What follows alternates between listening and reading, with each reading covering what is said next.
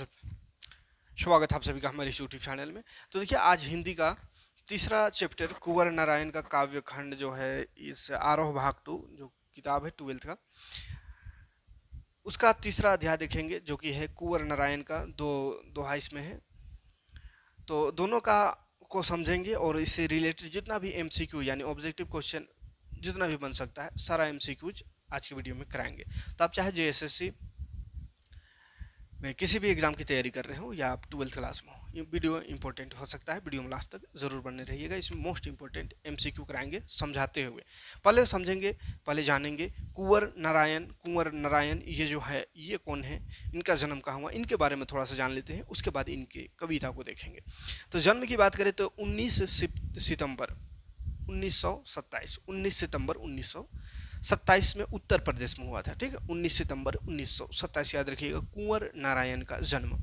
इनकी प्रमुख रचना की बात करें तो परिवेश, हम तुम आमने सामने, कोई दूसरा नहीं, इन दिनों क्या है, काव्य संग्रह है। ठीक है, और आत्मजयी प्रबंध काव्य है। आज और आज से पहले ये समीक्षा है। आकारों के आसपास कहानी संग्रह है तथा मेरे साक्षात्कार। इनका पुरस्कार की बात करें तो राष्ट्रीय कबीर सम्मान मिला इनको, साहित्य अकादमी पुरस्कार मिला, प्रेमचंद पुरस्कार मिला, कुमारन आशान पुरस्कार मिला, व्यास सम्मान भी मिला, लोहिया अतिविष्ट सम्मान भी मिला, ज्ञानपीठ पुरस्कार भी मिला। तो इतना पुरस्कार इनको मिला है। इनका थोड़ा सा बात कर लेते हैं। और तो कुंवर नारायण जी सन 1950 के आसपास काव्य लेखन का कार्य आरंभ किया। उन्होंने काव्य रचना के अलावा चिंतन परक लेख, कहानियाँ, सिनेमा तथा अन्य कलाओं का कई समीक्षाएं भी लिखी है, किंतु उनकी कविता की विधा ने उनके सृजन कर्म में हमेशा ही प्राथमिकता प्रदान की। ठीक है, नई कविता के दौर में जब प्रबंध काव्य का स्थान प्रबंधत्व की दावेदार लंबी कविताएं लेने लगी, उसी दौर में कुंवर नारायण ने आत्मजयी जैसा प्रबंध काव्य लिखकर अप्रमित प्रतिष्ठा यानी बहुत ज़्यादा प्रतिष्ठा प्राप्त की। कई आलोचक यह मानते हैं कि उनकी कविता में व्यर्थ का उलझाव, अखबारी सतहीपन और वैचारिक धुंध के बजाय संयम, परिष्कार और साफ सुथरापन है। ठीक है, तो ये इनके बारे में थोड़ा सा है। आते हैं डायरेक्ट कविता में। ठीक है, इनका एक लाइन है, याद रखिएगा। ना जाने कब से बंद एक दिन इस तरह खुला घर का दरवाज़ा, जैसे गर्द से ढकी एक पुरानी किताब। इन दिनों से, ये जो उनका कविता है उनका ये लाइन है। ठीक है, चलो कविता, ये जो चैप्टर, इस चैप्टर में जो कविता दिया है उस कविता को सबसे पहले जानते हैं। कविता का नाम है कविता के बहाने। ठीक है, कविता का नाम ही है, क्या नाम है, कविता के बहाने।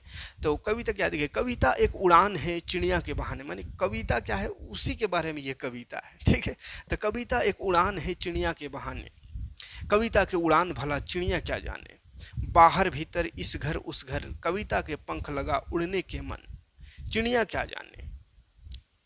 तो इस पर कवि कहना क्या चाहते हैं, देखते हैं।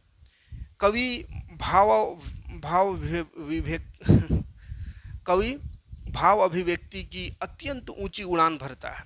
जैसे चिड़िया ऊंची उड़ान लेती है, वैसे ही कविता में लेखन अपनी अभिव्यक्ति की ऊंची उड़ान भरता है। इस कविता के उड़ान को चिड़िया नहीं समझती।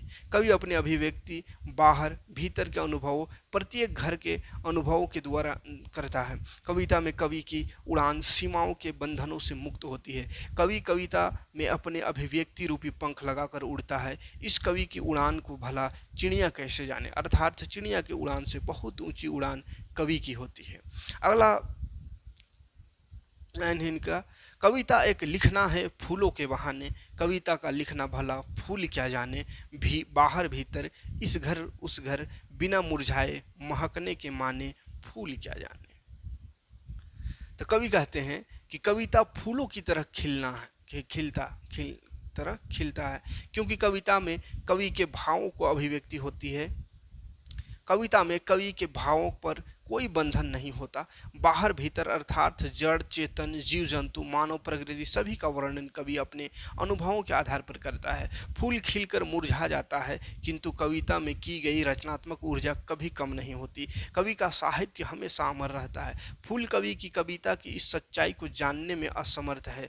फूल की महक अस्थायी है, किंतु कविता अस्थायी, यानी फूल तो महक उसका खत्म हो जाएगा, मुरझाएगा, और लेकिन कविता एक बार लिख गया तो उसका महक हमेशा रहेगा, ये कहना चाह रहे हैं। उसके बाद का जो लाइन है, कविता एक खेल है बच्चों के बहाने, बाहर भीतर यह घर वह घर, सब घर कर देने के माने, सब घर एक कर देने के माने बच्चा ही जाने।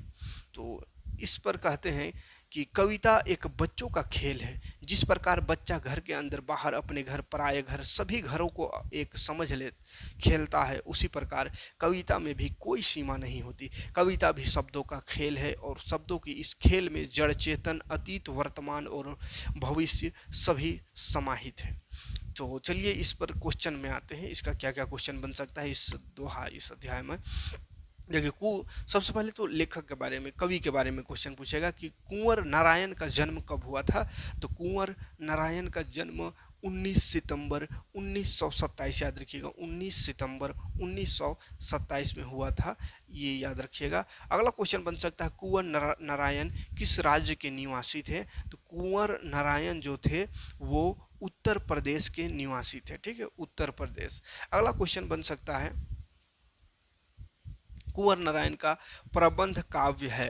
कुंवर नारायण का जो प्रबंध कार्य है वो कौन है, काव्य है, वो आत्मजयी है ना, तीसरा ऑप्शन सही होगा आत्मजयी। कुंवर नारायण की कहानी संग्रह कौन सा है। तो कुंवर आकारों के आसपास, परिवेश, इन दिनों, या इनमें से कोई नहीं। तो आकारों के आसपास ये कहानी संग्रह है इनका, है ना, कहानी है इस किताब में। कुंवर नारायण का काव्य संग्रह कौन सा है। तो इन दिनों, चक्रव्यूह, कोई दूसरा नहीं, ये तीनों का तीनों है, तो उपरोक्त सभी लगा देना है, ठीक है। कुंवर नारायण की समीक्षा कौन है। तो चक्रव्यूह, आज और आज के से पहले, परिवेश, या इन दिनों। तो इनका जो क्या बोला समीक्षा कौन है। तो इनका समीक्षा है आज और आज से पहले। कुंवर नारायण परिवेश, हम तुम आमने सामने क्या है। हम तुम आमने सामने, जो परिवेश हम तुम आमने सामने, ये क्या है, काव्य संग्रह है, प्रबंध काव्य है, समीक्षा है, या संस्मरण है, क्या है ये बताना है। तो ये एक काव्य संग्रह है, ठीक है। 8 नंबर, कुंवर नारायण की चक्रव्यूह का प्रकाशन कब हुआ था। तो कुंवर नारायण के चक्रव्यूह का प्रकाशन 1956 ईस्वी में हुआ था, याद रखना है। चक्रव्यूह का प्रकाशन 1956 ईस्वी में है ना, 1956 ईस्वी में। 9 नंबर क्वेश्चन है, कहाँ गया, कुंवर नारायण को कौन सा पुरस्कार प्राप्त नहीं था। तो व्यास सम्मान था प्राप्त, प्रेमचंद पुरस्कार भी था, साहित्य अकादमी भी था, बुकर पुरस्कार नहीं था। तो ये ऑप्शन लगा देना है आंसर। कुंवर नारायण ने काव्य लेखन कब प्रारंभ किए। तो काव्य लेखन यानी कविता लिखना कब शुरू किए। तो 1950 के दशक में शुरू किए थे, याद रखिएगा 1950 के दशक में। कुंवर नारायण ने किसको प्राथमिकता दी। काव्य रचना को, चिंतन परख लेख को, कहानियाँ को, या समीक्षा को। तो इन्होंने काव्य रचना को ज़्यादा प्राथमिकता दी। कुंवर नारायण की कौन सी रचना ने उन्हें अप्रतिम प्रतिष्ठा प्रदान की। तो कुंवर नारायण का आत्मजयी जो रचना आया, इसके बाद उनको बहुत ज़्यादा प्रतिष्ठा, बहुत ज़्यादा इज्जत मिली। कविता के बहाने किसमें निहित है। तो ये जो कविता के बहाने जो दोहा अभी पढ़े, जो कविता अभी पढ़े, वो कौन सा काव्य खंड से लिया गया है, कौन सा काव्य खंड में ये है। तो ये है इन दिनों, इनका एक किताब है इन दिनों, उससे लिया गया है। इनमें से किस में कविता के वजूद को लेकर आशंका जताई गई है। इनमें से किस में कविता के वजूद को लेकर आशंका जताई गई है। तो पहला ऑप्शन है इन दिनों, कविता के बहाने, चक्रव्यूह और परिवेश। तो कविता के बहाने, अभी कविता के बहाने कविता पढ़ी, इसमें ही कविता के वजूद को लेकर आशंका जताई गई है। कविता के बहाने क्या है। तो अपार संभावनाओं को टटोलने का अवसर है, या यात्रा चिड़िया एवं बच्चों की, या यात्रा है चिड़िया एवं बच्चों की, या प्रकृति एवं भविष्य की ओर कदम बढ़ाता हुआ बच्चा है, या उपरोक्त सभी। तो सबका जिक्र है इसमें, तो सभी लग जाएगा, डी नंबर ऑप्शन सही है। किसकी उड़ान की सीमा है। किसकी उड़ान की सीमा है। तो पतंग, बच्चे, चिड़िया, सभी क्या हो जाएगा। तो चिड़िया है ना, चिड़ियों का उड़ान की सीमा है, लेकिन कविता का कोई सीमा नहीं है, यही ना कविता में तो कहा गया है। कविता के अनुसार किसकी परिणति निश्चित है, चिड़िया, पतंग, फूल या तितली की, तो फूल हो जाएगा, फूल का परिणति निश्चित है। कविता में किसके लिए सीमा का कोई स्थान नहीं है, बच्चों, पतंग, तितली या चिड़िया के लिए किसके लिए सीमा का कोई स्थान नहीं, तो बच्चों के लिए, है ना। अगला क्वेश्चन है, जड़, चेतन, वर्तमान और भविष्य किसके उपकरण है, तो जड़, चेतन, वर्तमान और भविष्य काव्य का चेतन है, इस काव्य का, है ना। कुंवर नारायण के अनुसार शब्द का लेख है, शब्दों का लेख खेल है, शब्दों का खेल क्या है, गद्य, कविता, समीक्षा या कोई नहीं, तो कविता है शब्दों का खेल कुंवर नारायण के अनुसार। रचनात्मक ऊर्जा से किसकी सीमा टूट जाएगी, तो रचनात्मक ऊर्जा से घर, भाषा, समय सबकी सीमा टूट जाएगी, सभी ऑप्शन सही है, डी लगाना है। कविता बात सीधी थी पर किस में संग्रहित है, तो प्रवेश, हम तुम आमने सामने या चक्रव्यूह या आत्मजयी या कोई दूसरा नहीं, तो कोई दूसरा नहीं जो है उस पर यह कविता है, बात सीधी थी पर। अगला क्वेश्चन है, कुंवर नारायण का निधन किस वर्ष हुआ, तो कुंवर नारायण का निधन याद रखिएगा 15 नवंबर 2017 में हुआ है ना, 15 नवंबर 2017। 24 नंबर क्वेश्चन है, किसकी कविताओं में संयम, परिष्कार और साफ सुथरापन है, निराला, पंतजी, सुमित्रा नंदन, महादेवी वर्मा या कुंवर नारायण, तो कुंवर नारायण का पढ़ रहे हैं तो इन्हीं का होगा, ठीक है। कवि अत्यंत ऊंची उड़ान भरता है, कवि अत्यंत ऊंची उड़ान भरता है कब, सपनों में, सौंदर्य की या भाव अभिव्यक्ति की, तो भाव अभिव्यक्ति की ऊंची उड़ान भरता है। कवि की अभिव्यक्ति की उड़ान की तुलना किससे की गई है, बच्चों से, तितली से, चिड़िया से या उत्साह से, तो चिड़िया से की गई है। अगला क्वेश्चन है, कवि के उड़ान को कौन नहीं समझता है, पाठक, चिड़िया, बच्चे या ईश्वर, तो इसका चिड़िया हो जाएगा, चिड़िया नहीं समझ सकता है। कवि अपनी अभिव्यक्ति किसके द्वारा करता है, बाहर भीतर के अनुभव पर, प्रत्येक घर के अनुभव पर, उपरोक्त दोनों पर या क्या होगा, तो उपरोक्त दोनों ज़्यादा अच्छा लग रहा है, ठीक है, उपरोक्त दोनों हो जाएगा। कविता में कवि की उड़ान सीमाओं के बंधन से कैसे संबंधित है, तो जुड़ा हुआ है या मुक्त है या पूरक है या कोई, तो मुक्त है ना, मुक्त है। अगला क्वेश्चन है, कवि की उड़ान कितनी है, चिड़ियों से नीचे, चिड़ियों के बराबर या चिड़ियों से अत्यधिक ऊंचा, तो सी नंबर ऑप्शन सही हो जाएगा, चिड़ियों से अत्यधिक ऊंचा। अगला क्वेश्चन है, कविता में कवि के भावों की अभिव्यक्ति से क्या होता है, कविता में सौंदर्य दृष्टि होता है या कविता में रचनात्मक या फूलों की तरह खिल जाना, तो फूलों की तरह खिल जाना होता है। 31 नंबर का सी नंबर ऑप्शन सही होगा। 32 नंबर में आते हैं, कवि के भावों पर क्या है, भावों पर क्या है कवि के, तो बंधन रहित, तो बंधन रहित है ना, बंधन रहित, दूसरा ऑप्शन सही हुआ। कवि ने अपने अनुभव के आधार पर किन किन चीज़ों का वर्णन करता है, कवि अपने अनुभव के आधार पर बाहर भीतर, जड़, चेतन, मानव, जीव जंतु, प्रकृति, तो सबका तो इन्होंने वर्णन किया है, तो सभी लगा देना है 33 में, है ना, उपरोक्त सभी। 34 नंबर, फूल खिलकर क्यों मुरझा जाती है, तो धूप से, ज़्यादा पानी से, रचनात्मक ऊर्जा के अभाव से या इनमें से कोई नहीं, तो इसका सही आंसर हो जाएगा ऑप्शन नंबर सी, रचनात्मक ऊर्जा के अभाव में, है ना। कवि का साहित्य है प्रासंगिक, श्रृंगार रस से ओतप्रोत, अमर या कोई नहीं, तो 35 नंबर का सही जवाब हो जाएगा अमर है ना, कवि का साहित्य जो है वो अमर है।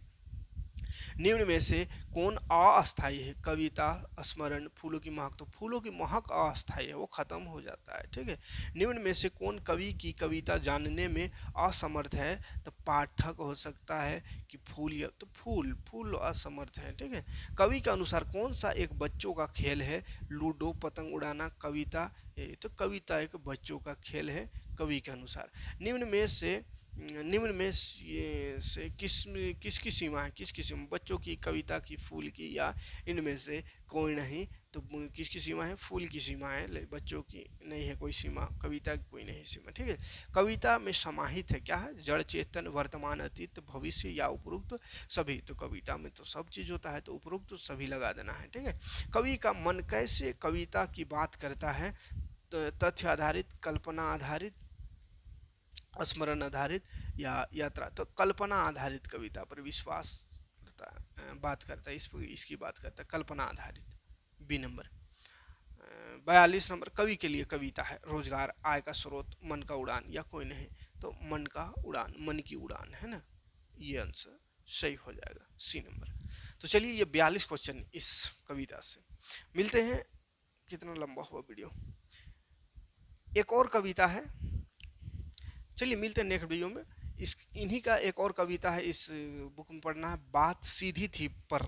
तो उस कविता का क्वेश्चन आंसर उस कविता को लेकर आते हैं नेक्स्ट वीडियो में। थैंक्स फॉर वॉचिंग, जय हिंद।